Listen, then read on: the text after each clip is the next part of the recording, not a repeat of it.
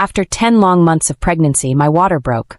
On the way to the hospital, the student I had been sponsoring called my husband. She confessed that she had secretly admired him for a long time, but didn't want to destroy our family, so she decided to end it all.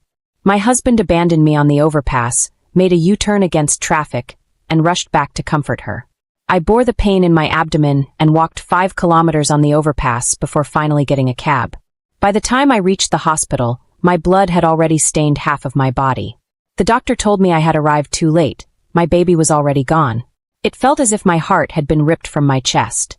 I called my husband, but he said, "Let's get a divorce first. We'll remarry once she's emotionally stable. Our child is gone. There's no use dwelling on it. But we can save another innocent woman." I remained silent for a long time, then quietly whispered, "Okay, then we're both free." The poor student successfully rose in status, while I, feeling disheartened, left for a distant place. But luck found me.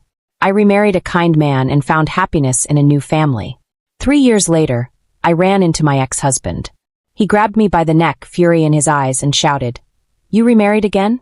Didn't we agree to remarry in the future? Are you that desperate? Can't you live without a man? Alora, you disappeared for 3 years and now you couldn't resist showing up? You're here for money, aren't you? This occasion is important and I warn you, stay away. Otherwise, you won't get a single cent." I stood frozen at the airport entrance, the harsh words of the man approaching me cutting through the air. I stared in shock, unable to move, until I finally recognized him, my ex-husband Silas Armani. And walking beside him, like a vision of elegance, was Elvira Conti. Once Elvira wore patched clothes. She knelt before me, begging for money to attend college. I, moved by pity, had helped her, caring for her needs. Little did I know that the girl from the countryside had been plotting to take my place all along. Now, after years of silence, she stood before me in designer clothes, a far cry from the girl I had once helped. It seemed that after pushing me aside, she had successfully won Silas's heart. Silas cursed me once, twice, and it still wasn't enough to ease his anger. He sneered, his voice dripping with disdain. "Back then, I was just trying to help someone, and you disappeared out of spite. I thought you had more dignity. Why show up again today? Alora, take a good look at yourself. You're nothing but the lowest of the low now. Since leaving me, you've had a miserable life, haven't you? Now you see the value of money, huh? Now you know that a successful husband is your support? Too bad, it's too late. From the moment you acted out of spite, you lost any right to be my wife. I'll make this clear. Even if you stand before me now, I'll never remarry you." I shook my head quietly, my voice barely a whisper. "You're mistaken. I'm here on business at the airport." Silas looked me up and down, his gaze heavy with disdain. "Business? Can you even afford a plane ticket? If you need money, just ask. Stop trying to hide behind these ridiculous excuses to make yourself look better." Elvira sneered beside him. "Alora, Silas and I are about to get married. Your showing up without shame is really putting us in a tough spot. Besides, Silas's company is growing bigger. You don't care about your reputation, but we need to consider the impact." Silas pulled out a wad of cash and threw it in my face. "This should be enough to get by for a few days. Now keep quiet." He grabbed Elvira's hand and turned away, leaving me standing in stunned silence. I was so angry I couldn't find the words. I wanted to run after them, shout a few things, but then I glanced at the time. My husband's flight had just landed. In the past, I had always been late picking him up from the airport, and I could still remember the sorrowful look in his eyes whenever I showed up late. Today, I'd been at the gym when it suddenly hit me that I needed to pick him up, so I rushed over, breathless, not even taking the time to change. Maybe it was because I was sweating and my hair was a mess, but Silas must have thought I was trying to reignite our marriage. I took a deep breath, steadying myself, and walked into the terminal. I had a husband who loved me, so why let 2 rabid dogs ruin my mood? But as soon as I entered the VIP lounge, my brow furrowed. The usually calm and quiet VIP lounge was chaotic. The air was thick with cigarette smoke, and men talked loudly and puffed their cigars like they owned the place. Silas was at the center of it all, surrounded by sycophants who lavished him with praise. "Silas, your company's on fire. That deal with Exeta Group? It's bound to be a game changer. You'll be at the top in no time. Don't forget us when you strike it big, Silas. We're counting on you to share the wealth." Silas grinned, clearly basking in the attention. Next to him stood Elvira, her posture that of a CEO's wife, soaking in the compliments like a sponge. I choked on the thick smoke, coughing uncontrollably. A rotund man waddled over and sneered. "What are you doing here, country girl?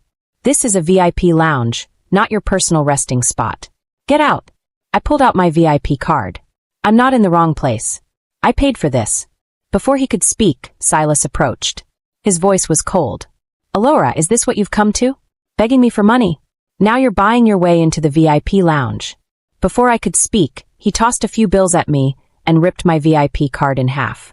"The money's refunded. You're no longer welcome here. Can you leave now?" My blood boiled. I waved down a lounge attendant. "Can you ask them to put out their cigarettes?" The attendant responded, "They've already paid their fines. They're allowed to smoke for the next hour. If you can't stand it, you're free to leave. Honestly, some places just aren't meant for people like you." I took a deep breath. "I'll file a complaint against you." The attendant sneered. "The VIP lounge is for VIPs. Your status alone means that even if you complain, your words won't carry much weight." Silas glanced at me with disdain. "Alora, after 3 years, you've truly humiliated yourself." Elvira added, "Alora, you should leave. Staying here will only make a fool of you." A curious businessman asked, "Silas, do you know her?" Silas replied, "When I was younger, I made a mistake. I ended up with the wrong person." The businessman nodded. "It happens. These women know how to target wealthy men. Who hasn't been taken in once or twice? Once you see through them, it's no problem." Now Silas and his wife are deeply in love, having wandered down the wrong paths to finally find each other. You have to truly understand how low those gold-digging women can go to appreciate what real love looks like. I suppose there's some lesson in that after all. The people around me mocked and belittled me without a shred of restraint. Silas, who had once been my husband, knew I was being wronged, yet not a single word of defense came from his lips. Instead, he pointed at me with contempt, his voice dripping with disdain. I don't know where she heard that from, but she came here hoping to meet President Ferrari. Look at her, pathetically begging for money. Absolutely shameless. It's sickening. The crowd around me stared, their eyes filled with scorn as they tore into me. "Lady, dignity matters. It's time for you to leave. This is a business space, not some charity event. You're making people uncomfortable. You won't get a dime. You've got arms and legs. Why don't you work for your living instead of always looking for handouts?" I met their harsh words with cold defiance. "I didn't come here begging for money. I just happened to run into Silas." Silas sneered. "Your pitiful act of playing coy, and you think I'll fall for it? Alora, I once loved you, but I've long since run out of patience with you." He pulled Elvira close, a clear show of possession. "I have someone else now, and we're getting married soon. As for you, you're neither my first love nor my obsession. You're just a fleeting shadow. Seeing you here today only brings one feeling: disgust. Your methods are dirty beneath me." The first clap came from nowhere, then the whole room joined in. The businessmen clapped eagerly, their faces gleaming with admiration. Silas is so powerful. Silas really knows how to protect his woman. What dominance! The sycophantic display turned my stomach. I couldn't bring myself to engage with these people, so I turned to leave. But Elvira stepped in front of me, blocking my path. "Alora, are you just going to walk away like this? Don't you think you owe me an apology?" I blinked in confusion. "What are you talking about?" Elvira pointed to her high heels. "These shoes, custom-made, worth 30,000. You stepped on me earlier and now the surface is ruined." Everyone's gaze shifted to me, cold and judgmental. A businessman sneered. "How can this woman be so uncivilized?" "She's not just uncivilized but vengeful too." Silas's eyes locked on me. "Alora, you've really sunk to new lows." I shrugged. "I didn't step on her." Elvira's laugh was sharp. "So now you're calling me a liar? Soon, I'll be the wife of the CEO of a publicly listed company. Would I really waste my time making false accusations against you?" Silas's voice cut through. "Alora, did you or didn't you step on her? Stop lying and embarrassing me." I couldn't hold back a bitter laugh. "You're out of your mind. What does this even have to do with you? Why is this your embarrassment? Silas, stop flattering yourself. I've already stopped caring about you. I didn't come here for you today." His face turned pale with rage. "Fine. You really don't know when to stop, do you? Then I won't help you anymore. Pay for the damages, or we'll call the police." The crowd rallied behind him. "Call the police and teach her a lesson." I glanced at the time, my heart sinking. I was about to be late picking him up again. A moment of silence passed, then I finally spoke. 30,000. I'll pay you first. But this isn't over. I'll ask the police to investigate. If I'm at fault, you keep the 30,000. If not, you'll return the money and apologize publicly. I reached for my phone to make the transfer, but before I could, Silas knocked it from my hands. 30,000? Do you even have that much? Stop pretending. If you had that kind of money, why would you be asking me for help today? Are you planning to borrow it online? The phone shattered on the floor. I turned to leave, but they blocked my way. The waiter locked the VIP room door. We're waiting for the police. No one can leave until this economic dispute is resolved. I knew it was just to please her important guests. Everyone's eyes turned to me, judgmental and cruel. I had no choice but to sit in the corner, silent, waiting for the police. As my gaze swept over the crowd, I locked eyes with Elvira. Her gaze was sharp, filled with satisfaction. I froze.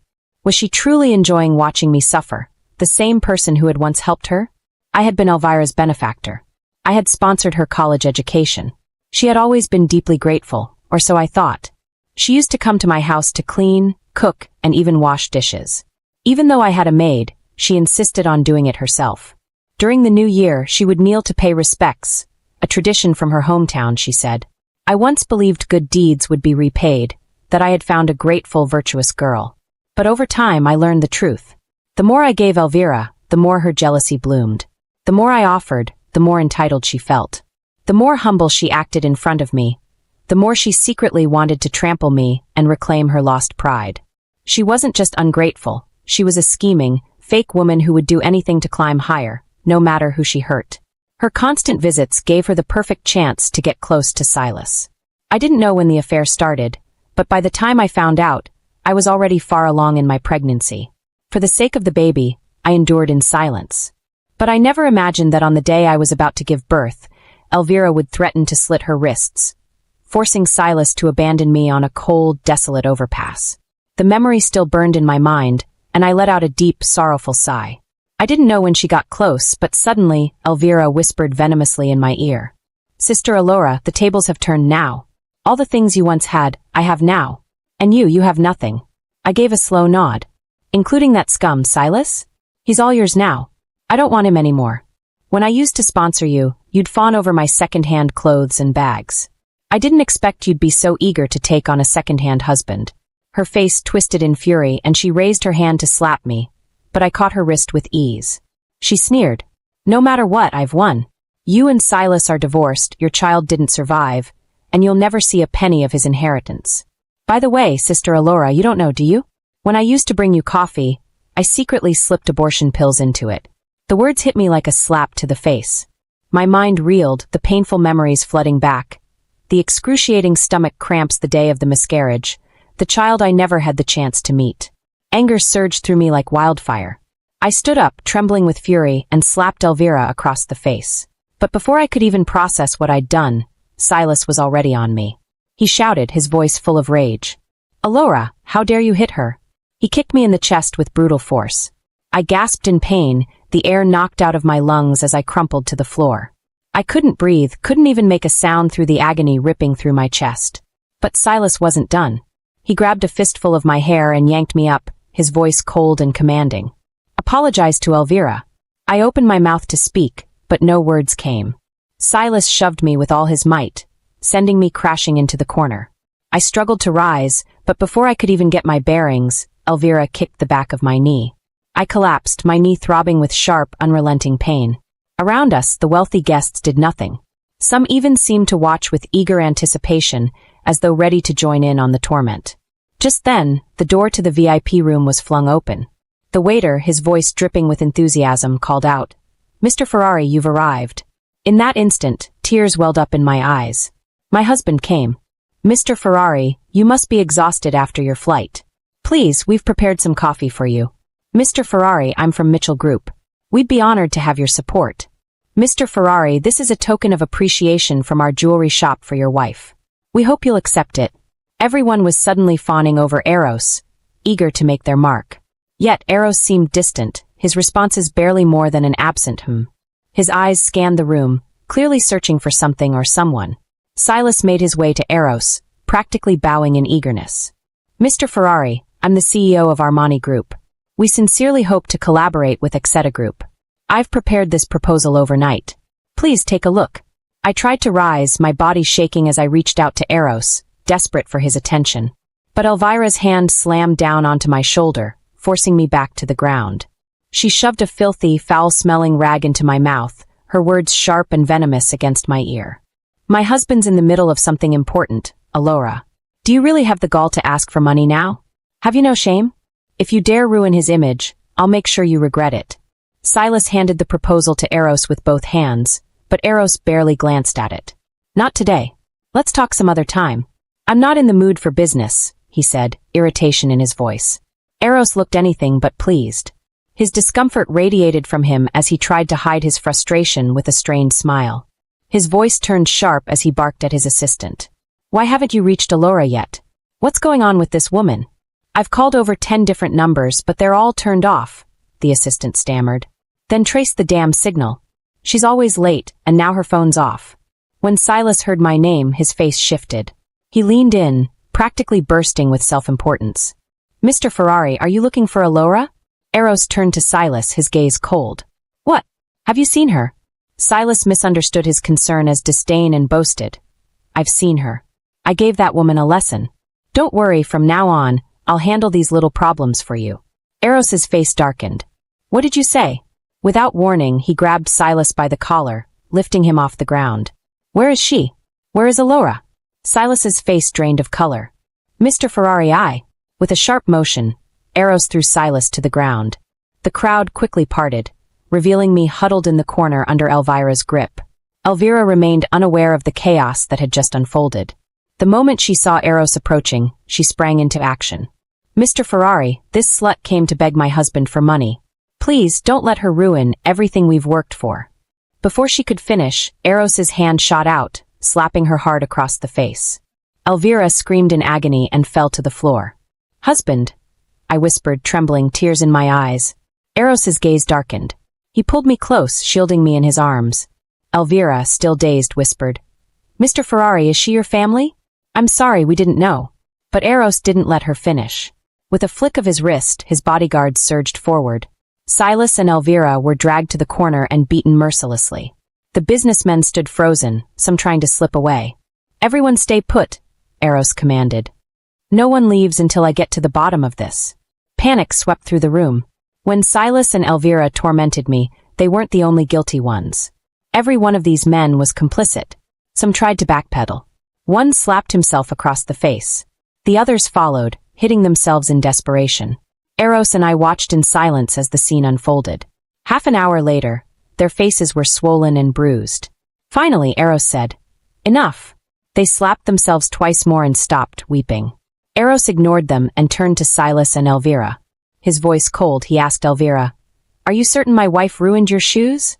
Even now, Elvira refused to admit defeat. I don't believe Mrs. Ferrari did it on purpose. I never intended to place blame. Others stirred things up. Eros nodded. Good. I never use my power to bully others. Right is right, wrong is wrong. Taking my hand, he led me toward her. Stand up, he ordered. Elvira, terrified, rose slowly. On her right shoe, a footprint was clearly visible. Eros turned to me. Wife, do you want to step on her left foot? Without hesitation, I smiled and brought my foot down hard on Elvira's left foot. She let out a muffled cry, but I didn't let up. I pressed all my weight onto her foot, forcing her to endure the pain. Her sobs grew louder, and between them she whimpered, Alora, I was wrong. Please forgive me. I released my foot, and now her left shoe bore the same mark as her right. The footprint on her left shoe was entirely different from the one on her right.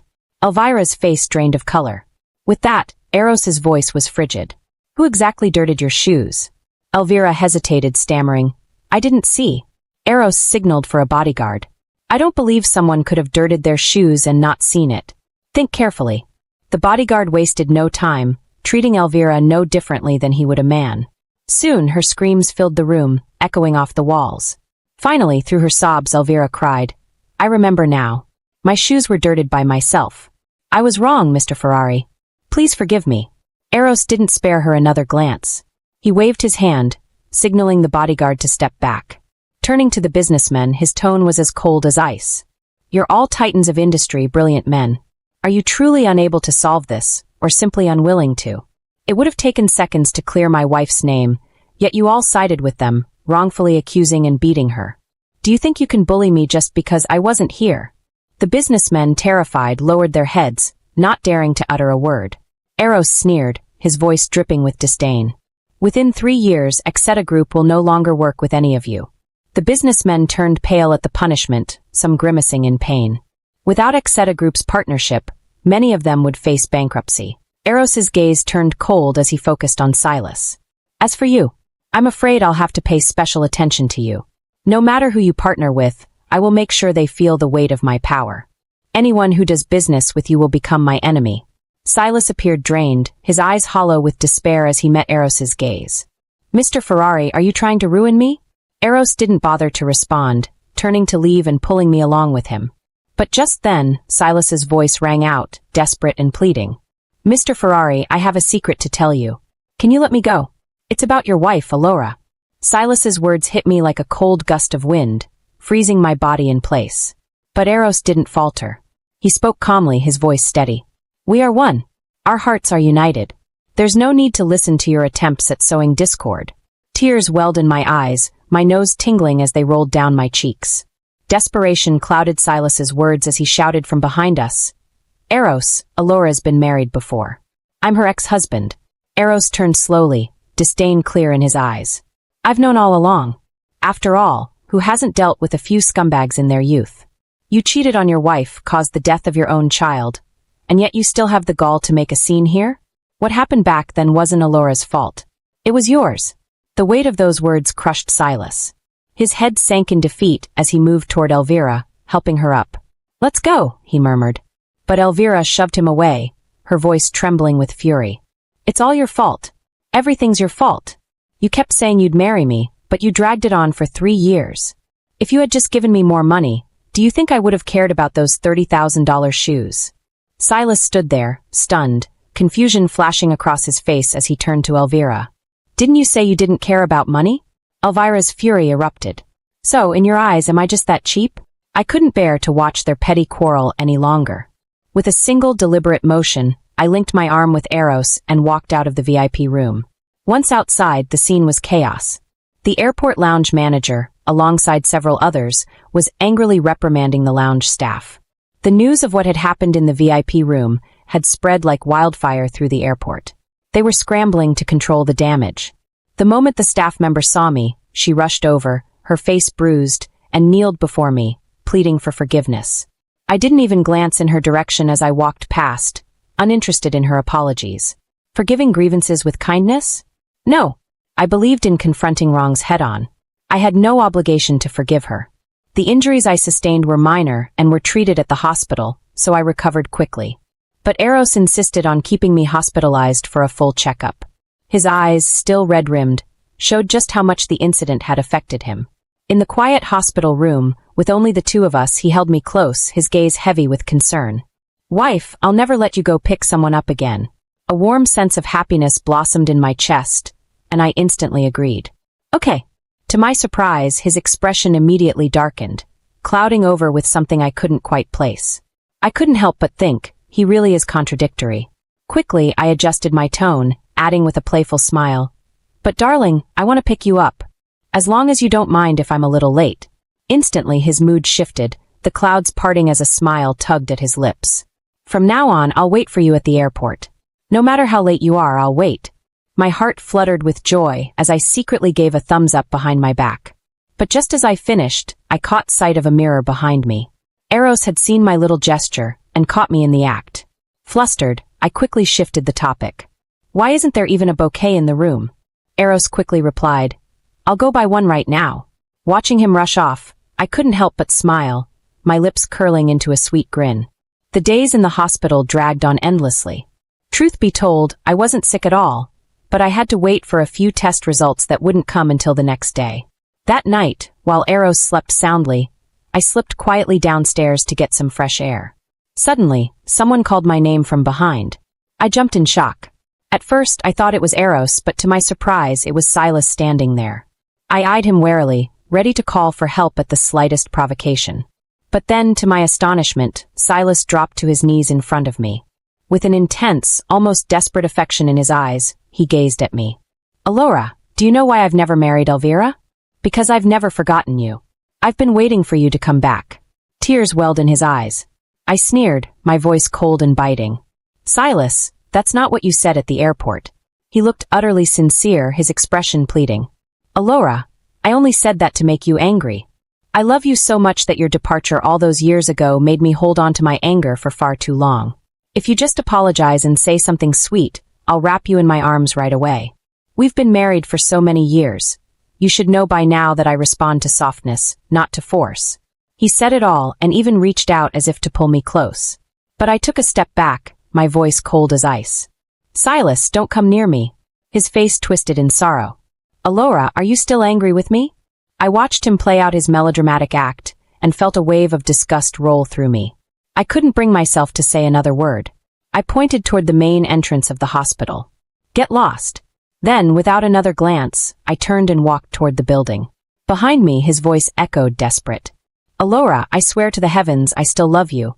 When I saw you at the airport today, I was overjoyed, but I wanted to provoke you, make you less stubborn.